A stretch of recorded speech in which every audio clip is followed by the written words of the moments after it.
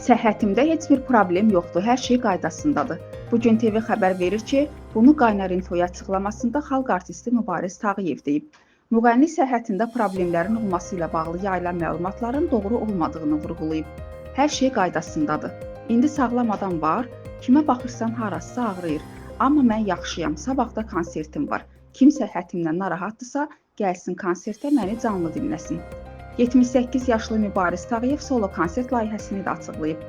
Konsert 80 illik yubileyimdə olacaq. Bir növ hesabat konserti baş tutacaq. İnşallah ölməsəm, həmin gün Heydər Əliyev sarayında olacaq. Qeyd edək ki, xalq artisti Mübariz Tağıyev Xəzər axşamı verilişində qonaq olub.